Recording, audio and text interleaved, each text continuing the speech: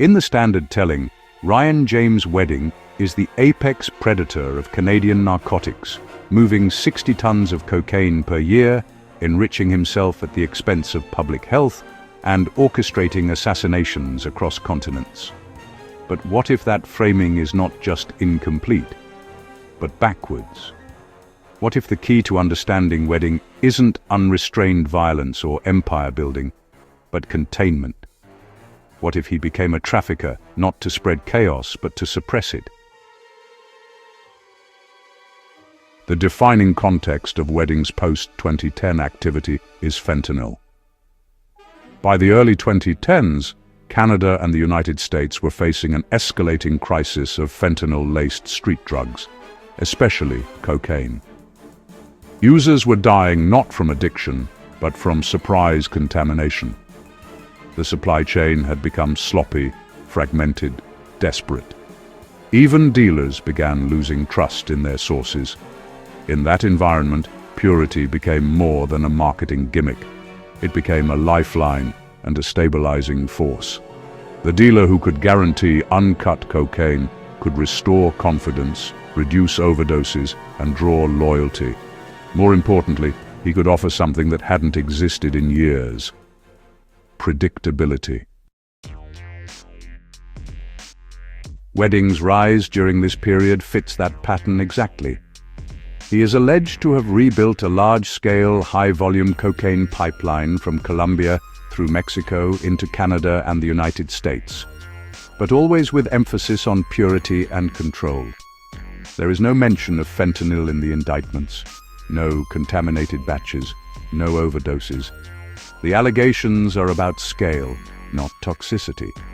That alone distinguishes him sharply from the cartel actors surrounding him.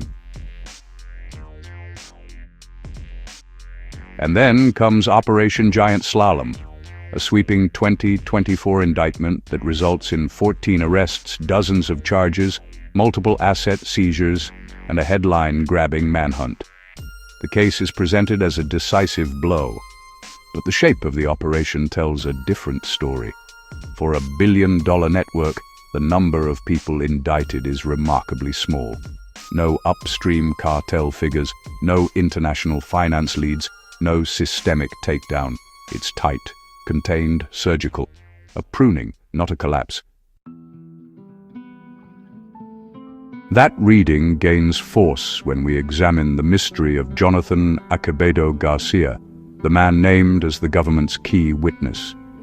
He was never taken into custody, never placed in protection, never relocated. Instead, he was left alone in Medellin, unguarded, until he was killed with 5 suppressed shots to the back of the head in a public shopping center. That's not what happens to a protected federal witness. The case was delayed, trial now pushed to at least 2026, but it was not undone.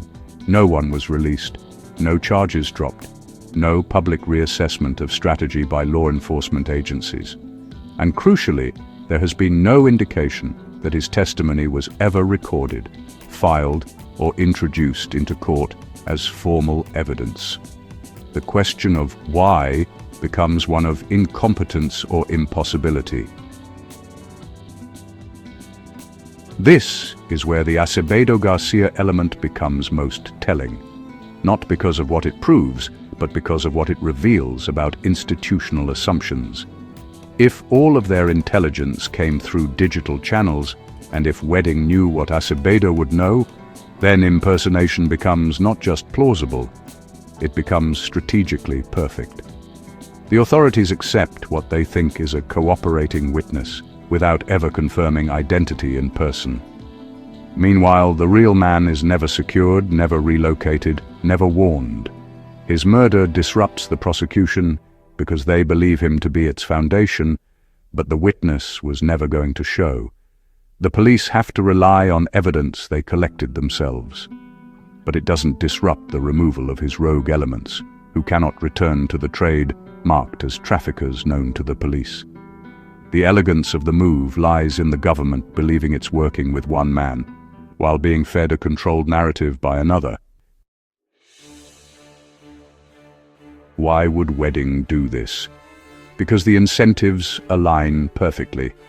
He takes a volatile, fentanyl-contaminated marketplace and reins it in, enforcing purity, not chaos, under his own shadow authority.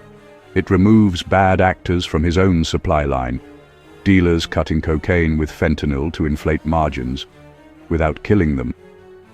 He hands law enforcement a gift-wrapped prosecution, knowing they'll take the win.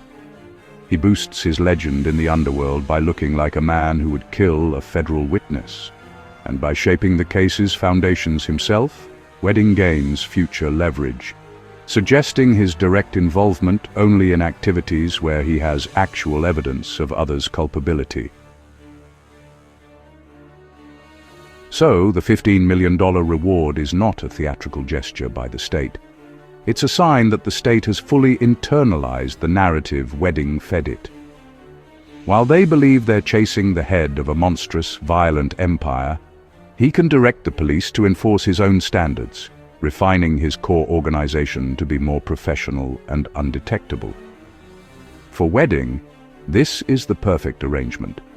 It validates his legend, deepens his mystique, and deters betrayal.